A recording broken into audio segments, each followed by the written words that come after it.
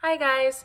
I'm going to go over pages 181 through 182 with you right now.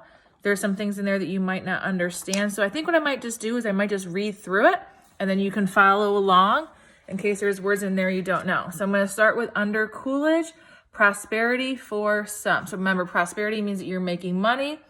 So when they say prosperity for some, that means that not everybody is making money. You're going to see some people are going to start to lose a lot of money, whereas some people are getting rich. So basically, probably like rich are getting richer, poor are getting poorer, okay? So remember I said yesterday that Harding died while in office. So Calvin Coolidge became president when Harding died in office in 1923. In the 1924 election, Coolidge was returned to office. Coolidge is best known for his laissez-faire approach to the economy and his strong commitment to business interests. Remember, laissez-faire means hands-off, so he really is not trying to regulate what businesses do. Coolidge retained or got financier Andrew Mellon as Secretary of the Treasury. Mellon acted on the philosophy that government's role was to serve businesses. So the government was to serve businesses, maybe not necessarily the people. Recession, which is what people are afraid we're going to go into now. So a recession means that people are going to have a hard time and there's not going to be a lot of money out there because people are going to be losing their jobs. So this has a lot to do with what's going on today because of everything that's closing down. People are really afraid that we're going to go into a recession, which is never a good thing, but hopefully this one will be smaller, okay? So recession, the end of World War I was followed by a recession caused by the shift from a wartime to a peacetime economy. Production, farm income, and exports fell, so they went down. Unemployment rose, reaching 11.7% in 1921. For farmers in particular, hardship continued throughout the decade. So people are losing jobs, and so that's never a good thing.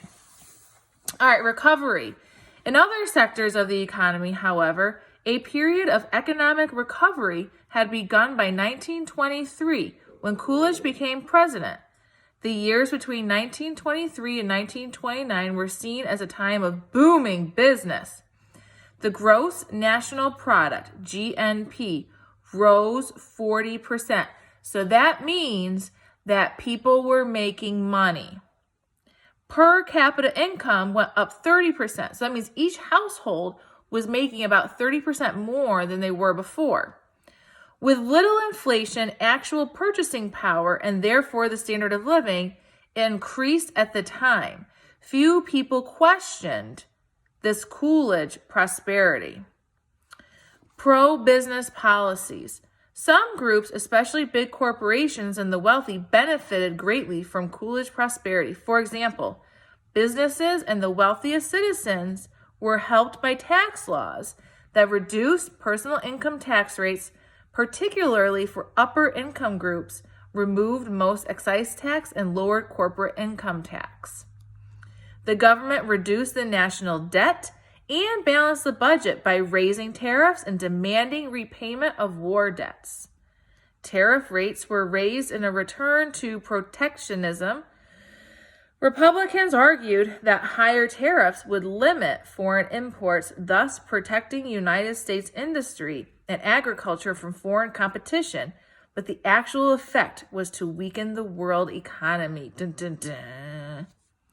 Regulatory agencies such as the Federal Reserve Board, the Federal Trade Commission, and the Interstate Commerce Commission were staffed with people who saw their role as assisting businesses rather than regulating it. So basically, they're trying to help businesses rather than making sure that businesses are making good choices, that they're not kind of doing things to harm the economy. So that could be not good in the future, okay?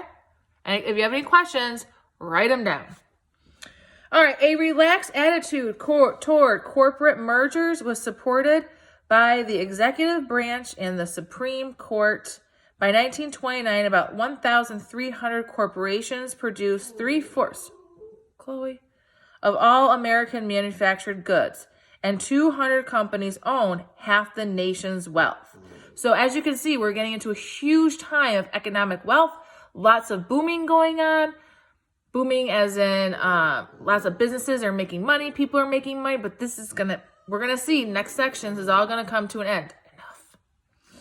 All right, economic boom bypasses others. So not every single person is going to see the benefit from this economic boom.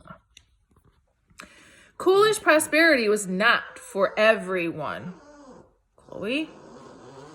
Key segments of the population fail to share in the general rise of living standards. Stop it! She is just like you guys. Let me deal with her and I'll come back, okay?